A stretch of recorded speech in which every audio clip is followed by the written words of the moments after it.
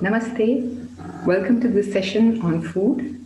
Before I begin, I'd like to share a story that is often shared amongst yogis and Ayurvedic physicians.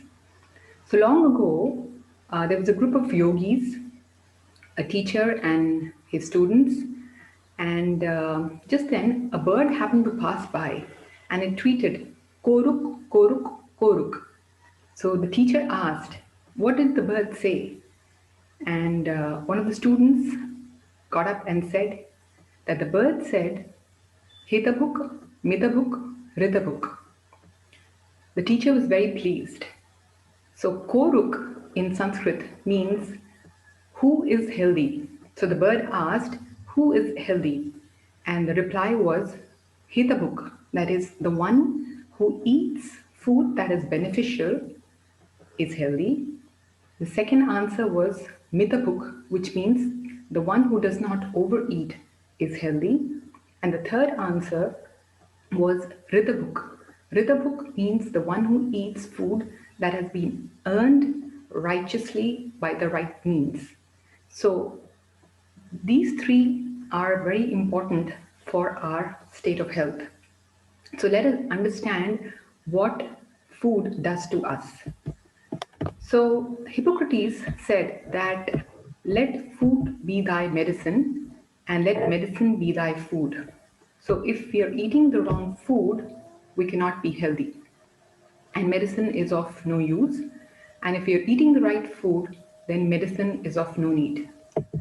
So Ayurveda says there are 6 foods that should be consumed year-round by people of all prakritis and in all seasons. So what are those 6 foods? Red rice, moong dal, rock salt, amla, honey, and cow ghee. So we'll begin with these and then discuss some other foods. Red rice. Red rice is called Shashti Shali in Ayurveda in Sanskrit. Shashti means 60 and it takes 60 days for the rice to grow in the field, and therefore it is called Shashti Shali. Now, it is said that the longer duration it takes for any cereal or any plant to grow in the soil, the longer it takes for it to digest in our bodies. So red rice takes about 60 days to grow, whereas other forms of white rice take 80, 90 to 120 days to grow and to harvest. So because this rice grows in a very short period of time, that means it is very easy to digest. And it is seen to have a low GI, a low glycemic index. And GI or glycemic index means it is the time it takes for the carbohydrate to release the blood glucose. So for something that has a low GI, it means that it is good for diabetics. That is, it causes a slow, gradual increase in the blood glucose. Whereas something that has a high GI will release the glucose rapidly and cause a sharp spike in the blood glucose. So therefore, it is excellent for diabetics also. And it is red because of the red pigment that it contains, which is anthocyanin, which is a potent antioxidant and anti-inflammatory agent. And therefore, it improves the nerves health and eye health. It has a lot more nutrients than white rice. So it has more iron, magnesium, and fiber as compared to white rice. And so red rice is a very, very good cereal to include in the daily diet. The next thing which is to be consumed throughout the year is moong. So moong or mung beans as they're called are sweet in taste, they are light and dry, and they are tridoshic, that is they are good for all doshas, kapha, vata and pitta. And they're very easy to digest, and at the same time they're very nourishing and they strengthen the body tissues. They clear obstructed body channels, and so because of this unique property of being easy to digest, nourishing and clearing body tissues, they improve digestive fire and so therefore they're used in conditions of arm or poor digestive fire.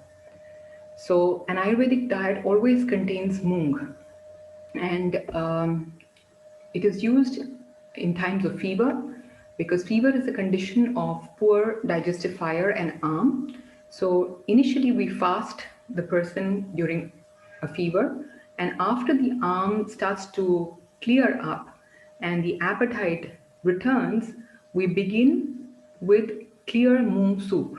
So the moong is boiled in water, and then spices are added, and then there is a tempering with ghee, and that is given as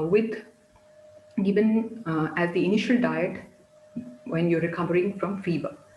And it is also an ideal diet for someone who's wanting to lose weight. So it's nourishing and strengthening, and at the same time it helps one lose excessive weight. It's very good for the eyes, and it improves the skin complexion. So therefore moong should be part of our diet throughout the year. The third food that is recommended to be consumed throughout the year is rock salt, which is also known as Himalayan pink salt and called Sendhaf. Basically, it used to be procured from the rocks in Sindh, which is now in Pakistan. So because it was from Sindh, in Sanskrit, it is called Sendhaf, that which is from Sindh. This also is tridoshic, that is, it pacifies all the doshas, kapha, pitta, and vata, and it increases agni. In fact, all salts increase agni or digestive fire. That is the purpose of putting salt in food. It makes the food palatable, and also it increases the agni or the fire, making it easily digestible. But the unique property of rock salt or sendhaf is that it does so without increasing pitta. Sea salt is heating, it increases pitta, but rock salt does not increase pitta, and therefore it is good in that sense, and also contains essential trace elements like potassium, iron, calcium, zinc, magnesium, and copper. And so relatively the amount of sodium is low, and because it has a lower amount of sodium, it is good for people who have high blood pressure or water retention in the body with edema. So it's beneficial for the heart, and it's good for the eyes because it does not increase pitta. So it does not have an heating effect on the eyes, and it improves longevity. So we've all grown up listening to this, that we must eat less salt, but we must remember that salt is very important for people who have vata. So we discussed about the 6 states. There's sweet, salt, sour, bitter, astringent, and pungent or spicy. So the 3 tastes that are favorable for people who have a vata constitution are sweet, sour, and salty. So if a vata person is salt deprived, definitely there should not be excess of salt, but the minimum amount of salt should be present in the diet.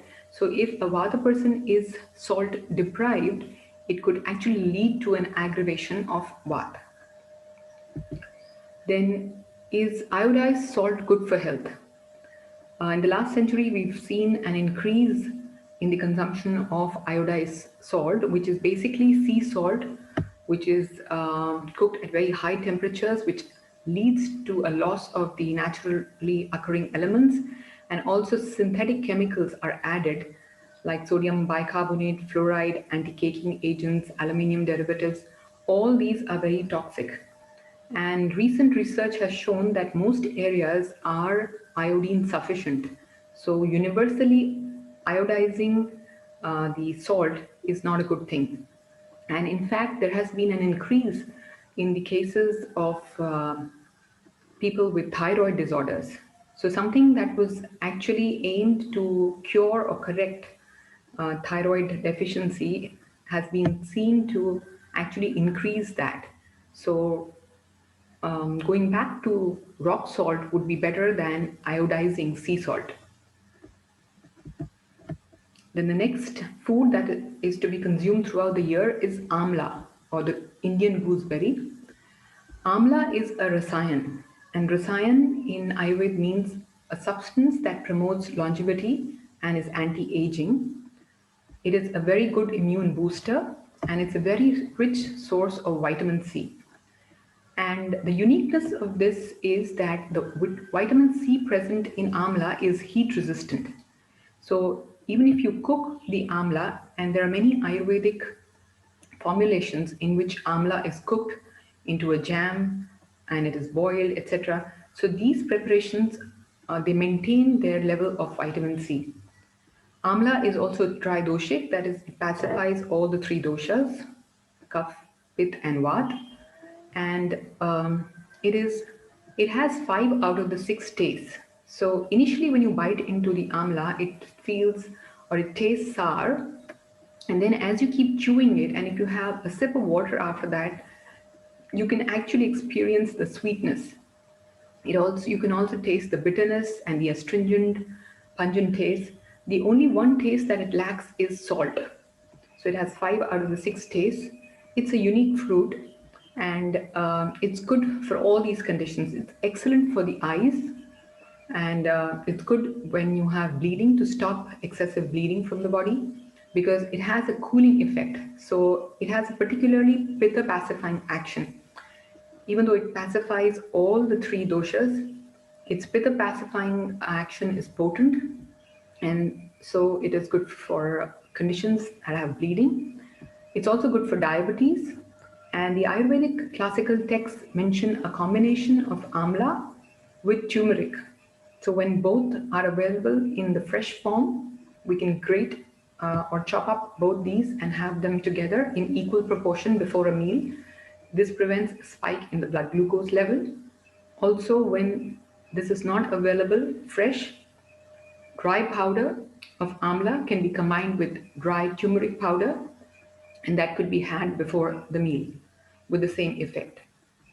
Also, because it is pitta pacifying, it is good for acidity and for burning sensation anywhere in the body.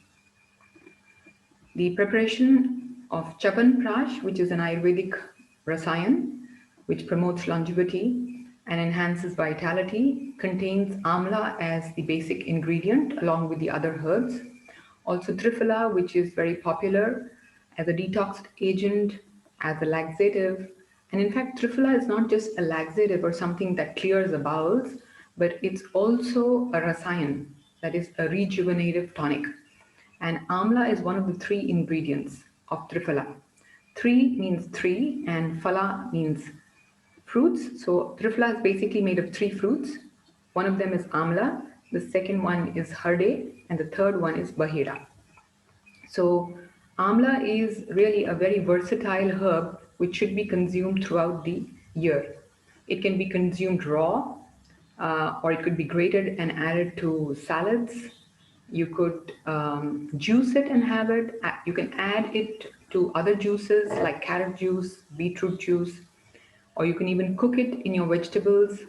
You could preserve it like a jam, so it can be had in many forms. And if it's not available fresh, then you could have a dry powder. Then honey. Honey is also one of the 6 things that have been prescribed to be consumed throughout the year. And in fact, honey has this unique property that it is the only sweet substance that is good for kapha. All other sweet substances increase kapha, whereas honey actually reduces kapha. This is because of its scraping action that it has, and it removes so it's good for diabetics. So it's in fact a very good sugar substitute for diabetes.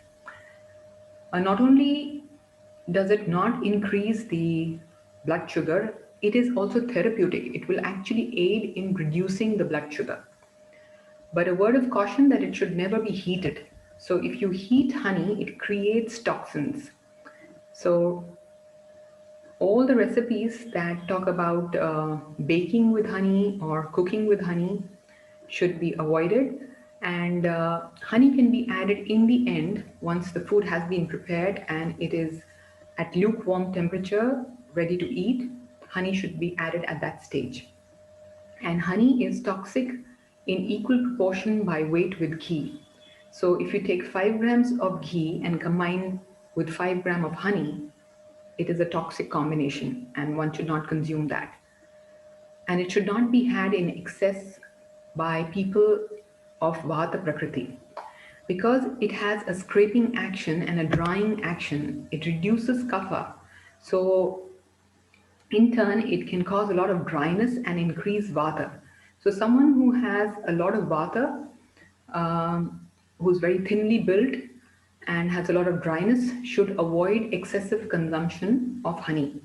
But if the vata symptoms are because of excessive kapha, so this is important to understand. Often people with kapha prakriti experience vata symptoms. So they could have gas in the belly, they could have sleeplessness, they could have poor circulation, all the symptoms that we discussed in Vata imbalance. Now, Vata can be aggravated in two conditions. One is a pure increase in Vata, which means there is lightness, there is dryness. So that is a pure increase in Vata. The second condition where we could experience Vata symptoms is when the flow of Vata or wind is blocked. So when there is excessive kapha, then it blocks the channels of the body and the movement of Vata is obstructed. So this is obstructed Vata as compared to the first situation, which was a pure increase in quantitative increase in Vata.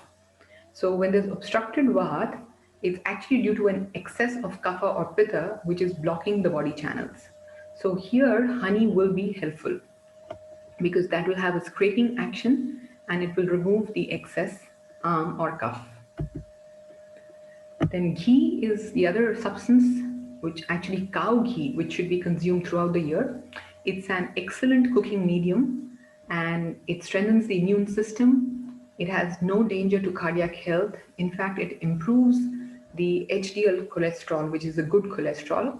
And because of its antioxidant action, it detoxifies the body and prevents cancer. Milk builds ojas. So, in fact, Ayurveda says that milk amongst the dietary foods is the best rasayan or the best rejuvenative tonic that one can take because it builds ojas very quickly. So, ojas is the subtle form of kapha. It is the essence of kapha, which gives us the glow, which is responsible for our immunity. And we discussed about the 7 tissues that are formed. So we begin with rasa, then rakta, mas, med, asti, majja, shukra. And then the subtle essence of all the tissues forms ojas, which is said to be 8 drops in the entire body. So milk instantly builds up ojas and therefore it is considered to be a very good food. But the milk should not be homogenized. In the last century, we've had more and more homogenized milk coming into homes. This is because the dairies find it convenient to homogenize the milk so that they can separate it into milk with different fat contents. So homogenization basically involves passing the milk through a membrane at a very high pressure so that the fat globules are broken down into very, very tiny particles and they become suspended in the milk. Normally, if you boil milk and cool it, you'll have a layer of cream or the fat which condenses on top. So it forms a layer on top. So the fat separates. But if the milk is homogenized, it causes a dispersal or a suspension of the small fat globules throughout the milk. And the milk can be packaged as 2%, 3%, 4% fat milk, and so on. So this is something that the dairy industry has brought in. But this is very harmful because the homogenization breaks up the fat globules into very tiny particles, which can actually pass through the gut without being digested. And that leads to a lot of allergies. So When we talk about milk in Ayurveda, we mean whole milk and not homogenized milk. Then milk is incompatible with fruit and sour food. We talked about virud ahar or incompatible food combination. So in combination with fruit or sour food, it forms toxins that should be avoided. Ayurveda advises to boil the milk before consumption because this not only clears the infection, if at all there is any infection in the milk, but also it increases the digestibility. It makes the milk easier to digest. And various spices that can be added to milk to aid digestion include cardamom, saffron, nutmeg, dry ginger, and there are many others like turmeric, black pepper, and so on. So, depending on your prakriti, you can choose what spice to add. So, if you have a lot of pitta, you choose cardamom. If you have kapha, you choose saffron, which is a heating spice. You can choose nutmeg if you have a tendency to lose bowels. Dry ginger can always be used because it's a versatile spice that can be used by people of all doshas. Now, Western literature and modern medicine talks a lot about the harmful effects of consuming milk or ghee because it has saturated fat and it increases the incidence or the likelihood to develop coronary artery disease, cholesterol, diabetes, and so on. But Ayurveda talks a lot about the good effects of milk. So, why is this discrepancy? So, let us understand this. You see here the two types of cows. So, this is the Indian cow, the indigenous breed, and you see it has a hump and it has a flap of skin that hangs below the neck.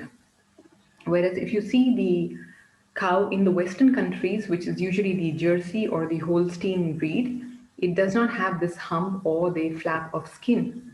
And in fact, these are the two identification marks or the identification marks of the indigenous cow. And it has been seen that this indigenous breed cow gives what is called the A2 milk, which contains the A2 beta casein, the protein which is easily digested, and it contains high levels of omega 3 fatty acids that actually clean the cholesterol deposits from the blood vessels. Also contains cerebrosides, which increase the intellectual power, and strontium, which has an immunoprotective action. Whereas the Jersey cow produces the A1 milk, which has the A1 beta casein, which is very hard to digest and causes a lot of allergies. And it has been linked to autism, schizophrenia, stomach ulcer, type 1 diabetes, and cardiac disease.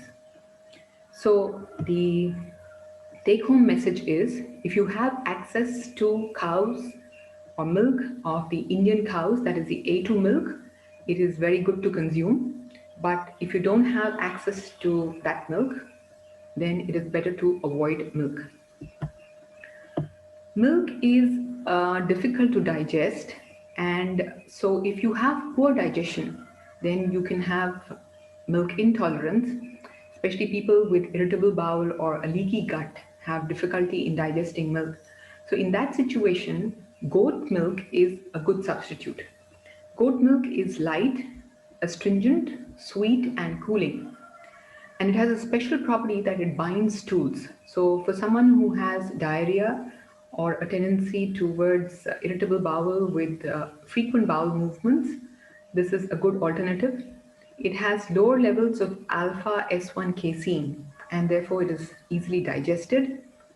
It has also been prescribed in Ayurveda for conditions that include bleeding. So, people with ulcerative colitis, goat milk is good to include in the diet.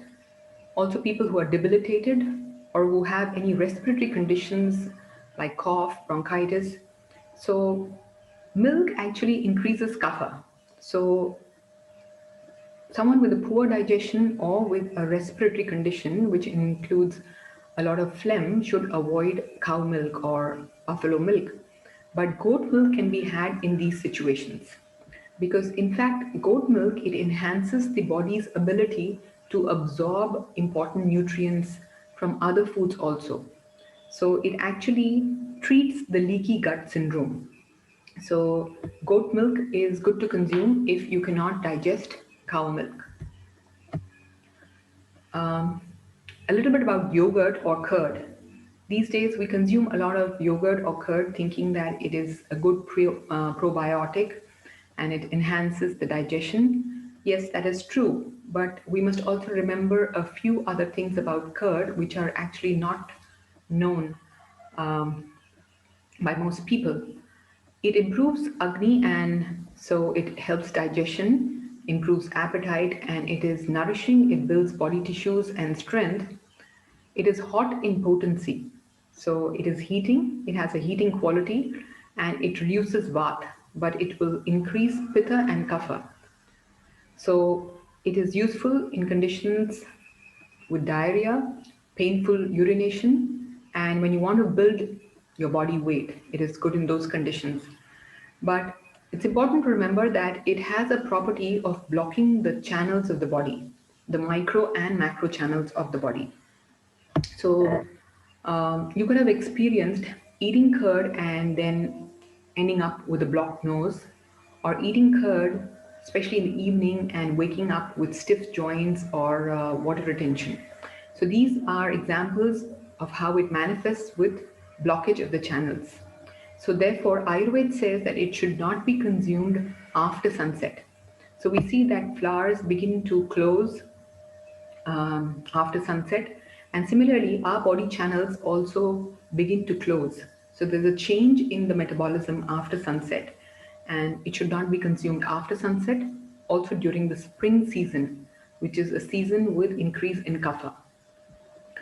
It is incompatible with fruits, so if you're consuming yogurt with fruit, that is the wrong combination, and it should not be had until it is well set. So if you're preparing yogurt at home, you must wait till it becomes set very well, it is fully formed. If it is half formed and you consume, it can actually be toxic.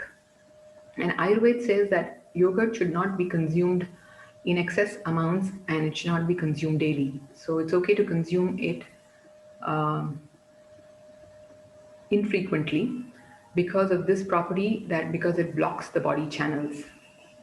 And there's some favorable combinations with yogurt, like it's good to combine yogurt with moong, with honey, rock sugar, ghee, and amla. So depending on your dosha, if you have kapha, it's good to consume with honey.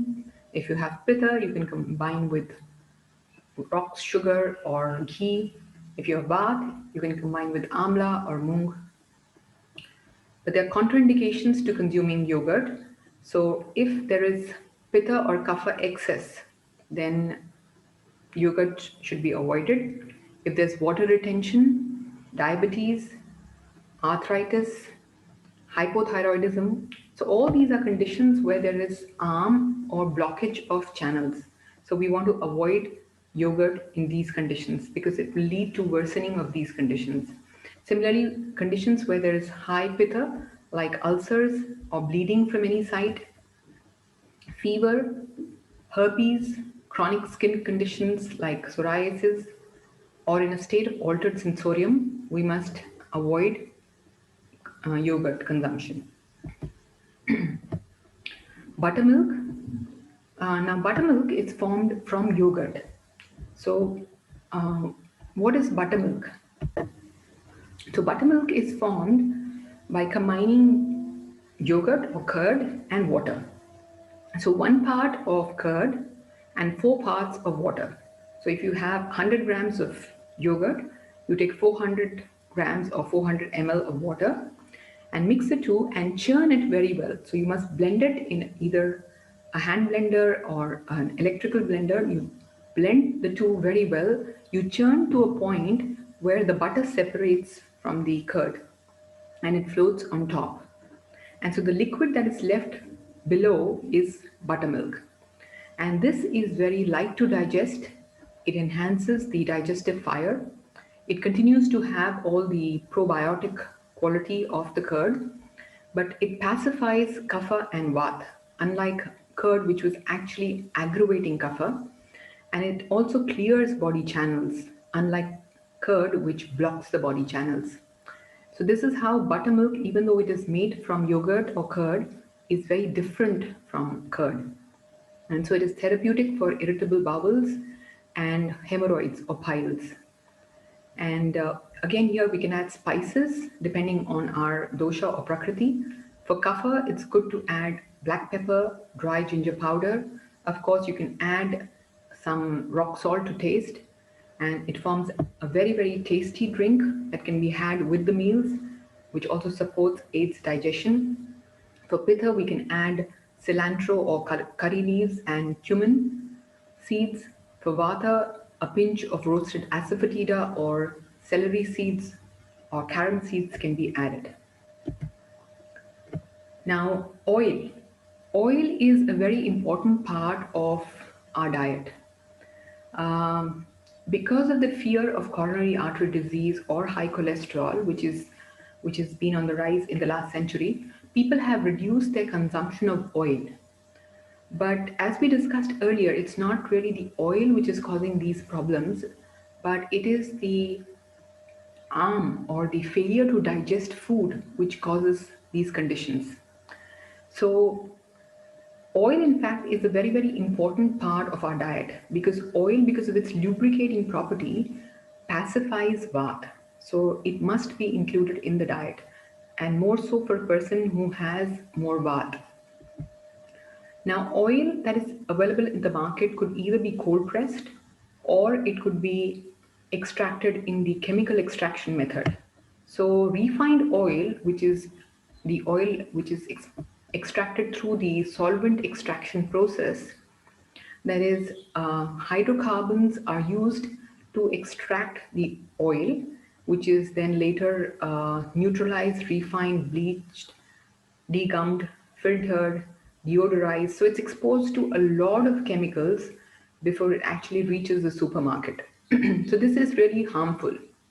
So the oil that we must consume is cold pressed oil, which is not exposed to any of these chemicals. Now, another harmful chemical that is approved by the FDA is DMPS or dimethylpolysiloxane. It is added to some supermarket oils to reduce foaming, splattering, and absorption of food. There's absorption of oil by the food, and it is hidden in many foods like cooking oil, fountain soda, gelatin, chewing gum, puddings, shampoos, cosmetics. And it's a very harmful chemical because at high temperature it releases formaldehyde, which is a carcinogen. So you might want to check the oil that you consume, the packet, if it contains DMPS or not. The smoking point of cooking oils is also important. You see here that ghee has a very high smoking point. So that's why it forms a very good cooking medium. So smoking point is the temperature at which the oil begins to emit smoke. So the higher this temperature, the more you can heat the oil and the better it is to cook in that oil. So um, olive oil, for example, is a very healthy oil, but it is one cannot cook in this because it has a very low smoking point. So this will also determine the choice of oil that we eat. Now, it's important to consume grains, nuts, vegetables, fruits. In fact, all food that grows locally is the best because whatever grows locally is suited to the people staying in that region. This is what Ayurveda says. So if olives grow in your area, you can consume olive oil. If you have sesame growing in your area, you can consume sesame oil. In fact, sesame oil has been mentioned to be the best oil according to Ayurveda. Also, coconut oil is equally good. Um, Peanut oil can also be consumed, and so on. But these days we get a lot of soybean oil and rice bran oil. These are not very healthy choices because oil should be from either a nut or a seed, which is basically a source of oil. But as we know, soya bean is a bean, it is a pulse, and rice is actually a cereal. So they are not sources of oil. And therefore, consumption of these can lead to an increase in vata in the system. So the very purpose of consuming oil is lost because oil is consumed to neutralize or balance vata because of its lubricating action. And white sugar, we all know that it doesn't contain any essential nutrients. It damages teeth and bones, can cause osteoporosis, obviously causes diabetes, fatty liver, cancer, and it's highly addictive. It causes obesity, osteoporosis, and it's not so much the fat that we should be scared of. It's a sugar that raises your cholesterol and gives you heart disease. So refined sugar should definitely be avoided completely. Often people resort to sugar-free substitutes, which are chemicals, and these are some of the examples. They're all harmful chemicals and have a lot of side effects. The ones that contain saccharin can cause bladder cancer, headache, breathing difficulty, diarrhea, skin problems. Sucralose destroys healthy intestinal bacteria, can actually cause weight gain and increases body pH. Aspartame can cause dizziness, headache, impaired vision, and so on. Stevia is a natural sugar substitute, and this can be used for diabetics by diabetics, and but it does cause bloating and nausea in some people, and some people experience a bitter aftertaste. Xylitol is another natural substitute which also causes bloating and diarrhea in some people. So actually, honey is the best sugar substitute for diabetics or people wanting to lose weight. Jaggery is another good source, a good sweetener. It's hot in potency, so it can actually aggravate pith, and it increases. This is the verse from the Charak Samhita, which says that it increases worms, all kinds of parasites, that is, and blood, marrow, fat, and muscle. So, especially intestinal worms. So, if you have worms in the gut, one should avoid jaggery. It increases blood, so it builds blood tissue, so it's good, and also increases marrow, which is the source of the blood tissue. It increases fat, so it's good if you want to build some fat or muscle mass. It's a very good source of iron, and it clears constipation. So it's good if you are constipated, and if you substitute sugar, refined sugar, for with the jaggery, it's excellent. But new jaggery is heavy to digest, and in fact, when we talk about worms, this is the new jaggery which actually can increase the worms in the gut. So it's better to avoid new jaggery, and because this is heavy to digest and blocks the channels.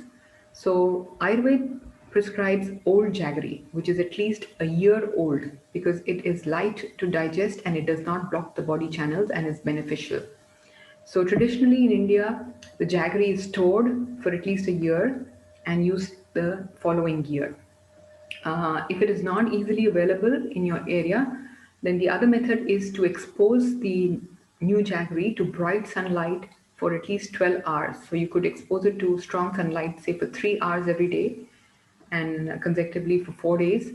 And this changes its qualities favorably and makes it more like old jaggery, and it becomes easier to digest. It does not aggravate pith so much and will not increase worms. Then urad dal, which is black gram, these are the forms in which it is available. So you can have it like the whole pulse. It could be in the split form or it could be the dehulled form. And it is hot, sweet, heavy, and lubricating. Ayurveda says that it builds body tissues, both fat, muscle, and strength, and it reduces vata. So I'd like to make a point here. When you look up the qualities of foods, there are many tables and charts available on the net, and certain foods are listed in the column or in the category of reducing vata. Now we must understand all the properties of the food. As we discussed in the definition of health, Sushru Samhita says, Samadosha Samagnishcha. That is the one who has balanced doshas and balanced Agni. So not only is the dosha or the Prakriti important, but also the state of Agni. So if we have a poor Agni, then we will not be able to digest the food.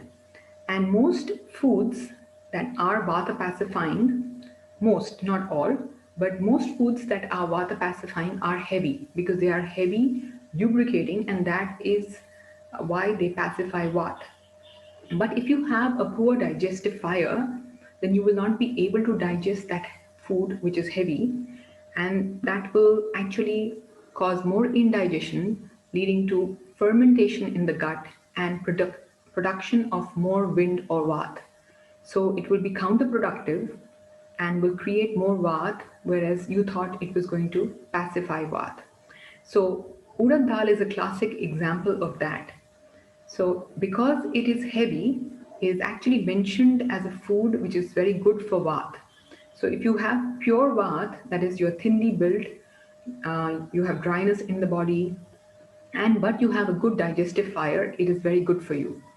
But if you have Vata symptoms because of Am or poor Agni, it can actually aggravate all those symptoms. The other properties that Ayurveda mentions about urad dal is that it increases fecal mass, so it's a good laxative. It increases virya, that is, it increases the sperm count. So very good for people who have low sperm count but have a good agni. It also increases breast milk secretion, so it is given to mothers during their lactation, and therefore we should avoid it in the evening because it is heavy to digest. So evening is a time where there is poor digestive fire, so it should be avoided in the evening.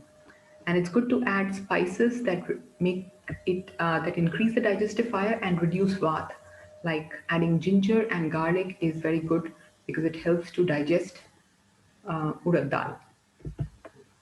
Okra is a vegetable which also is very nutritious. It reduces bath.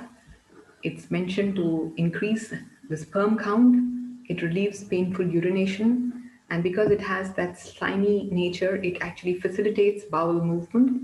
Again, it is heavy to digest. So if you have a poor Agni, digestive issues, then it is better to avoid okra. And so it should be avoided in conditions of poor digestion and respiratory conditions where there is excessive phlegm. Drumsticks or moringa, they have a hot, sharp, and pungent quality, so they reduce vata and kapha. But because of this heat and the sharp nature, they increase pitta. So they should not be consumed in bleeding disorders or during menstruation. They improve digestion, and these days moringa leaves are dried and marketed as capsules. So this is the leaf and the fruit.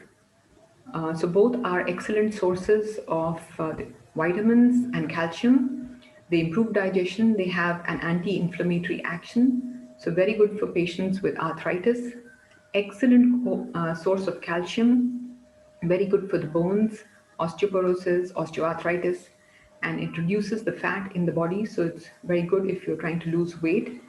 Improves vision and also improves sperm count. The flowers of this plant are cooked and given in patients who have low sperm count, and also it works as a cardiac tonic. Then yam, which is elephant foot yam, Ayurveda says that this is the best root vegetable. So amongst all the vegetables that grow under the ground, this is the best root vegetable, and it reduces vata and kapha. So it relieves constipation and piles. In fact, it has been mentioned as a therapeutic substance for piles and amenorrhea, that is when there is a stoppage of the menstrual period. So one can consume this and it helps to clear amenorrhea. It's good for worms. It's good for asthma and abdominal tumors because it is vata pacifying and also kapha pacifying. Tomatoes are used all over the world these days. Tomatoes actually came to India from Mexico, and they're not indigenous to India. So Ayurveda cooking doesn't really include tomatoes. In fact, tomatoes increase all the three doshas. So they worsen Vata, Pitta, and Kapha, especially Pitta, and especially the Bhrajak Pitta, which is the Pitta in the skin. So, and the culprit is the skin and the seeds. So, if you want to consume tomatoes, you can do so sparingly, but without the seeds, because the seeds can actually cause a lot of acidity and flatulence. But it's good to avoid tomatoes in inflammatory conditions like arthritis, acne, ulcerative colitis, and so on. Oats are gluten free, so very good for people who have gluten allergy or because wheat, which contains gluten, is a heavy cereal to digest. So we can substitute with gluten free grains like oats. It has a low glycemic index, so very good for diabetics, rich in fiber, so good for constipation. So benefits diabetes, obesity, cholesterol, and constipation. Barley is another gluten-free grain which is dry, cold, and sweet, so it pacifies pitta and kapha, and has been mentioned in the Ayurvedic texts to have aphrodisiac properties. It provides instant energy, so it's actually good for people who are exercising as a post-workout snack because it instantly releases energy and it has a lot of protein and fiber. Very good for as part of a weight loss diet. And because it has good amount of fiber, it benefits constipation and high cholesterol. And it increases breast milk production and also improves digestion of the mother as well as that of the baby if the mother consumes this in the postpartum phase. Finger millet, which is a tiny brown grain, again, a gluten-free grain, and it is tridoshic, so it pacifies Vata, Pitta, and Kapha. It has a low glycemic index, so it's excellent for diabetics. It's a very rich source of calcium, so very good for bone health. Also rich in protein and iron. So it benefits all conditions of because it's light to digest, and so conditions that have increased thirst, it quenches thirst, and often this excessive thirst is a manifestation of So this is a very good grain to consume in that situation. It also clears any burning sensation because of its cooling effect. Also good when you have cough or in the convalescent period when you're recovering from a fever or illness. So it forms ideal nutrition for all stages of life. So it's used as a weaning food in India because of the high protein and calcium content. Good for pregnant ladies and lactation, again because of the high calcium content, and also good in the old age when the digestive fire is low. So because it is light to digest and has a lot of calcium and protein, it's good for postmenopausal women and also when there is poor digestion. Pearl millet, again, all the millets are gluten-free, so they're good to include in the diet. And this pearl millet is hot in potency. So it has the advantage of low GI, low glycemic index, as most other millets have. It's good for diabetics. It's very rich in iron, so it's good if you have anemia. Also a good source of protein and fiber. But because it is hot in potency, it is good to avoid for people who have a lot of pitta or who have any bleeding tendency. And so it's the best cereal to consume during the cold winter months. Now let's talk about some fruits that are good. So papaya, one of the very good fruits according to Ayurveda. It's rich in antioxidants.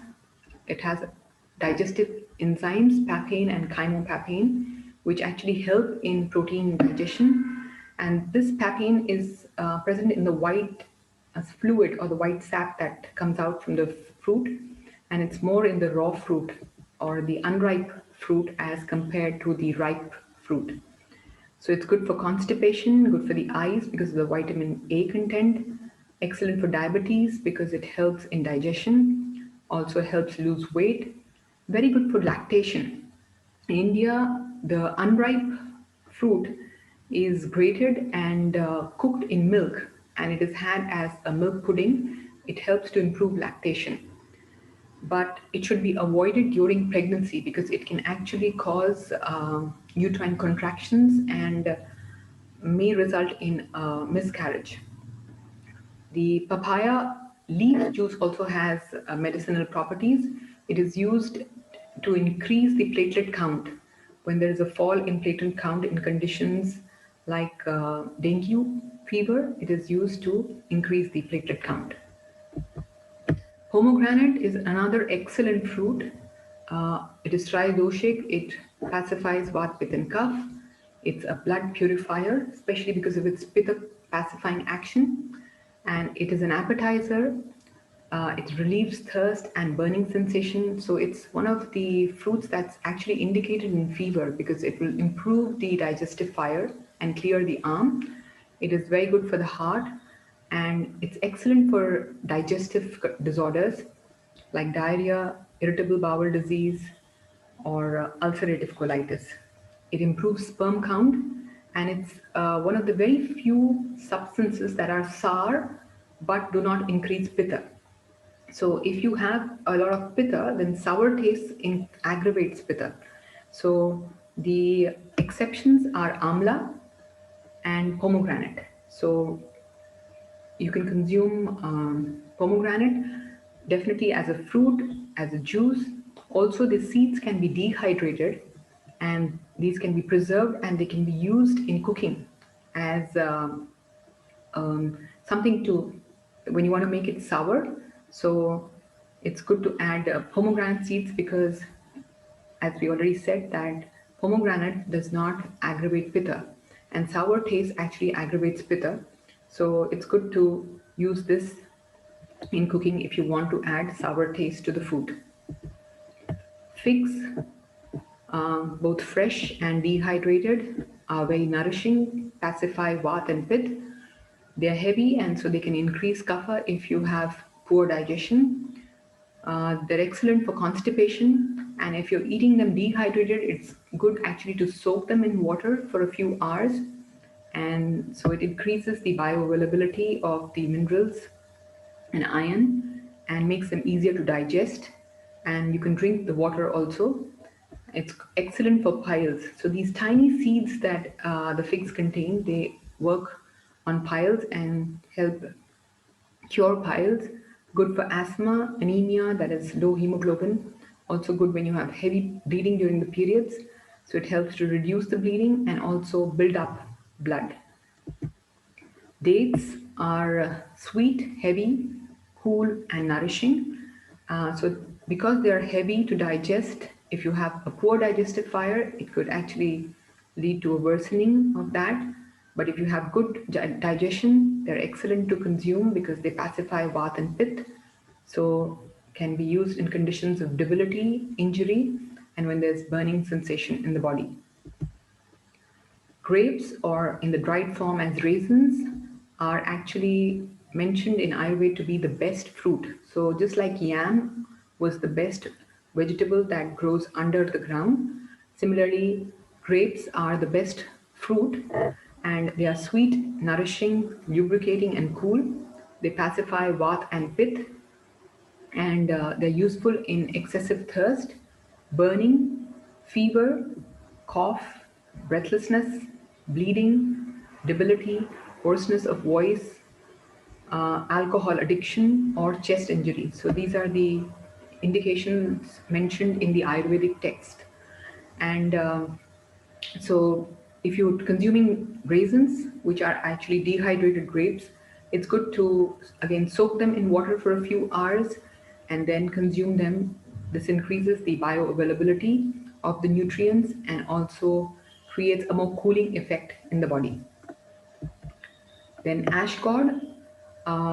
This is a cooling vegetable and it has anti-inflammatory action. It promotes digestion and is a diuretic. Because of the cooling effect, it is useful in acidity, ulcerative colitis, piles, very good to build up blood, so good for anemia. Because of its diuretic action, it's good for urine infection, and it works as a brain tonic. In fact, the vegetable is cooked and it can be eaten in the form of a cooked vegetable, a stir fry, or in the form of a soup. And also, you can make a dessert out of it. And the seeds also have a lot of therapeutic properties. They're very good for the brain. And this vegetable is very good to build body tissue in debilitating conditions. So it's like a pumpkin, and so it requires the same kind of climatic conditions to grow as the yellow pumpkin does, and it's called ash gourd. It has a coating of a white powdery ash-like material on top. So if you grow pumpkin in your area, ash gourd should be easy to grow. And so we conclude this session with this thought that we must always contemplate, are we eating to live or are we living to eat? Because eating is a sacred act and food is sacred. In fact, we chant this verse which, from the Bhagavad Gita before every meal, which says, Brahmarpanam Brahmahavir, Brahmagnau Brahmanahutam, Brahmaiva Tena Gantavyam, Brahma Karma Samadhina. That is, the act of offering is God, the offering is God, offered by God into the fire that is God. One verily reaches God when absorbed in God during all activities. So, with this prayer, that may the food we eat nourish us not only physically but also mentally and nourish the soul, and may there be enough for everyone. So, thank you and see you soon in the next session.